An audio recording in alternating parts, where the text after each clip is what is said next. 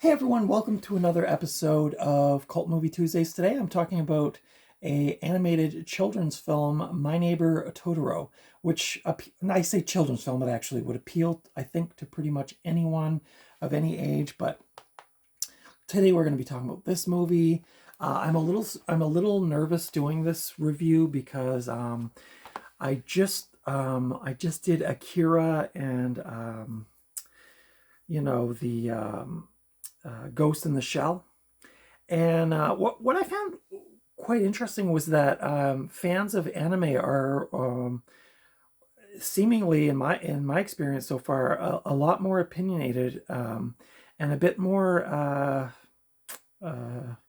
mean with their comments.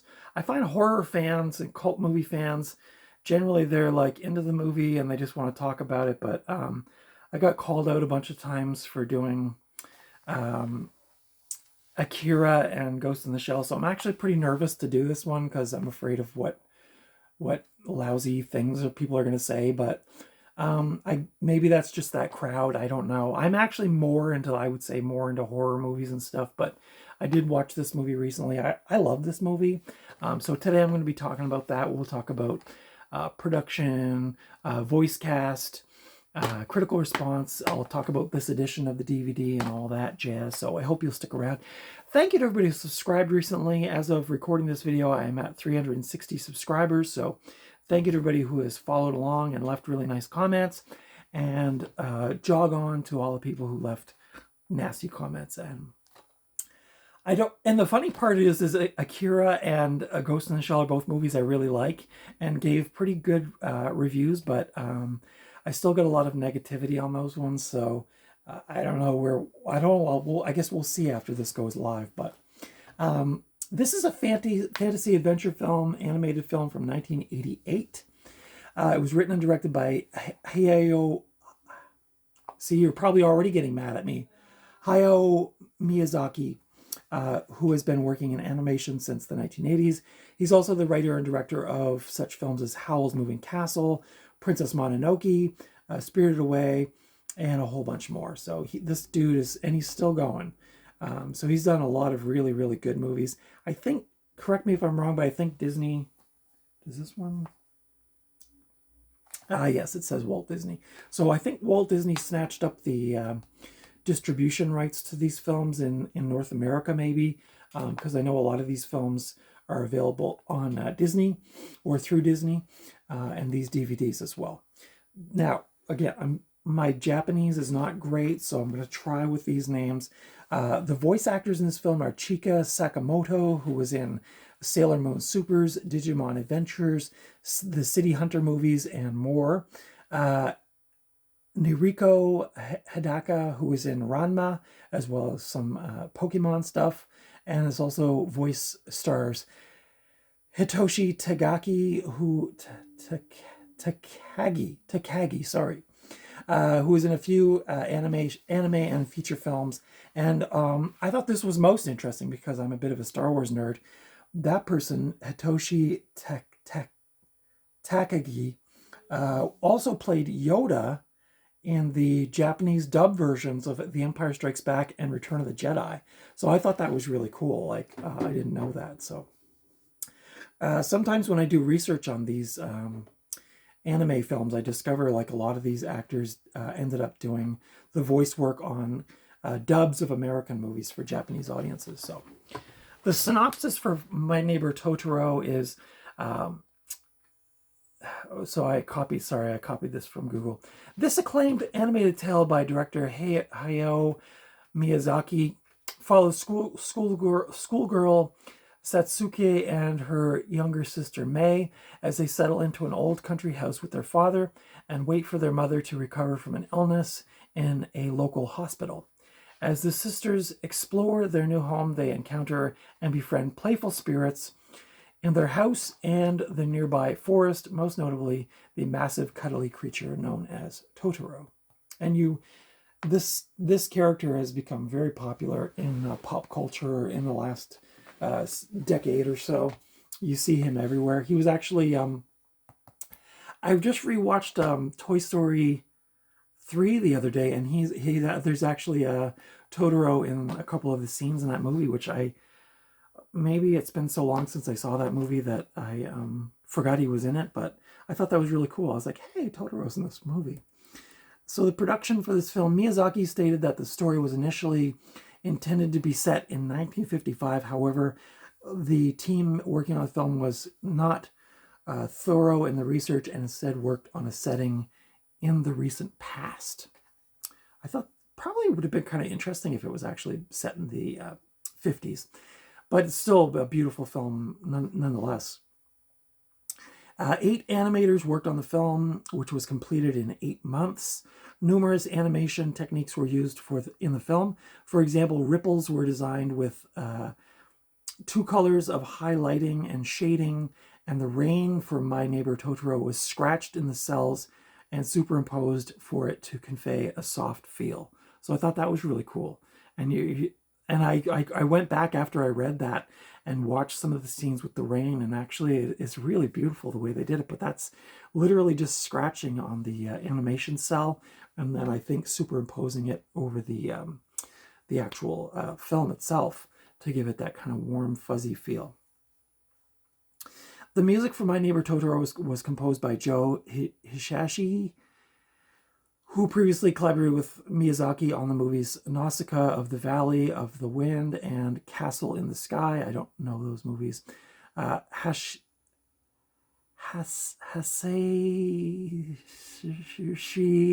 was inspired by the contemporary composers Terry Riley, Philip Glass, Steve Reich, Catherine Stockhausen, and John Cage. So also being a bit of a experimental music nerd, I thought that was also kind of interesting to read that. I definitely love some Philip Glass stuff and some Steve Reich stuff. Miyazaki's production paralleled his colleague Isao Takahata's, who is also co-founder of Studio Ghibli's production of Grave of the Fireflies. Miyazaki's film was financed by executive producer Yoshi Tokuma, and both My Neighbor Totoro and Grave of the Fireflies were released on the same bill in 1988. I made a comment in my notes. What a double bill that would have been. I've only seen Grave of the Fireflies once, and I'm not sure if I care to revisit that movie. It's a very well done movie, but it's very sad. But I thought that with this movie together on a double bill would be like a pretty intense afternoon at the movies. One being very like soft and sweet, and the other one being pretty heavy duty. But in 1989, US-based company Streamline Pictures produced an exclusive English language dub of My Neighbor Totoro for use as an in-flight movie on Japan airline flights. In April of 1993, Troma Films, oddly enough, under its sub-label 50th Street Films, distributed the dub of the film as a theatrical release. And now, here's where Disney steps in. In 2004, Walt Disney Pictures produced a new English dub of My Neighbor Totoro to be released after the rights of the streamlined dub had expired. As in the case of Disney's other English dubs of Miyazaki films, the Disney version of My Neighbor Totoro has a star-heavy cast, including Dakota and Elle Fanning as Satsuki and Mei. So, My Neighbor Totoro was considered a milestone for writer-director Miyazaki. The popularity of the film's central character, Totoro, among Japanese children has been likened to that of Winnie the Pooh in Britain. The character of Totoro has become a mascot and official logo for Studio Ghibli, the company that made this film. So that's another reason why you probably see Totoro, the actual character, around quite a bit, is because he is the mascot of that film company, Studio Ghibli. The critical response for this film, this movie, is well loved, a beloved animated treasure. It currently holds a 93% on Rotten Tomatoes. Critics love this film, and it appeared on many lists of the greatest animated films of all time on various websites and magazines and things like that. It was nominated for many awards that in the following year of its release, and appears to have won basically all of the things it was nominated for. So, yeah. And there's really not a lot I can say about this movie as far as my own thoughts. I love this movie. This is a movie if you're just feeling a little blue, or if it's a rainy day and you just want to put something that's nice and gentle and a sweet story, and the animation's really good. And this is just a beautiful movie to me. And I know I'm not alone in that. I know a lot of people love this movie. Yeah, the animation, the music. I even find myself going on YouTube sometimes and listening to people do like ambient kind of versions of music, kind of similar to the style of this film. And you can watch these kind of like ambient, it'll just be like a picture of like this picture, but like with like maybe butterflies flying around. And it'll have this kind of like Studio Ghibli music in the background. It's kind of an ambient thing. So I do find myself kind of drawn to listening to the music from the soundtrack. The story's sweet. I love fantasy stuff, Dark Crystal, Brian Froud drawings. I'm really into a lot of that stuff, fairies and fantasy stuff. And this one is kind of nice. Like, I do want to kind of revisit Ponyo, which is another Studio Ghibli film, because I do remember liking that one quite a bit, but it's been years since I've seen it.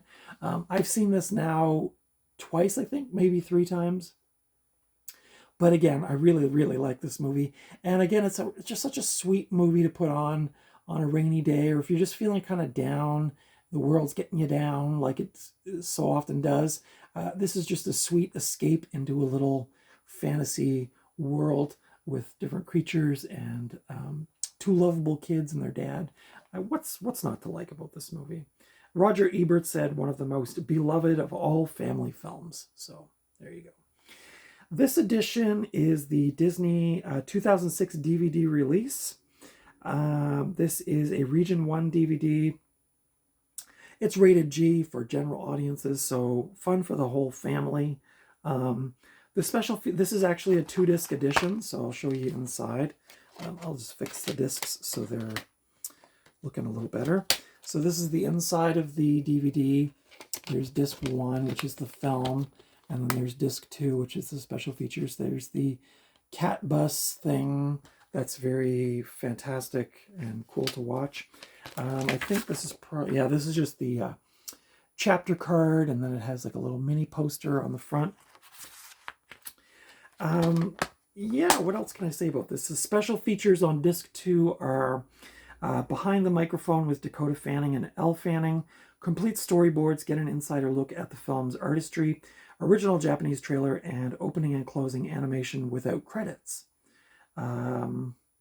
Technical specs, English 2.0 Dolby Stereo, widescreen 1:8:5:1. This is just a really, really, really, really nice film. It runs at 86 minutes, so perfect for night owl video watching. I'm a big fan of 90-minute movies. This one fits right in there. So you can currently watch this. It is actually streaming on Netflix in Canada. You can rent it on Apple TV, Google Play, and YouTube as well. So I've seen this DVD out in the wild maybe twice in the last 3 years. So I don't think it's a super common one. I feel like anybody who's bought this probably has bought this and is keeping it in their collection because, like I said, this is a pretty well-loved movie, and people who love Studio Ghibli or Japanese animation, they're probably holding on to this one. So I don't know if this ever got like a Blu-ray treatment or 4K treatment, but this is fine with me. I love this movie, and this version is just great. So let me know your thoughts on My Neighbor Totoro. Did you love it as much as I did, or maybe you think it's overrated, or maybe you prefer one of the other Miyazaki movies? I will say Princess Mononoke I really liked. I think Ponyo is Miyazaki. I could be wrong on that, but so there are a few other of his films that I like. I've seen Howl's Moving Castle, but it's been like 20 years, so I really don't remember a lot about it, but I do remember liking it okay. But for me and my money, this is really good. This goes far. I picked this up for $3.99. It's in mint condition. Obviously, somebody loved this very much, so happy to add this to my collection. Let me know your thoughts on My Neighbor Totoro in the comments below. Consider giving me a thumbs up if you like this review. Consider subscribing to my channel if you haven't already. And thank you again to everybody who has subscribed recently. And that's it for today, right here on Night Owl Video. Until next time, I'll see you at the video store or at the thrift store or maybe out in a Japanese countryside with some giant mystical fairy characters. That would be fun. That would actually be fun. But until next time, take good care of yourselves, and I'll see you in the next video.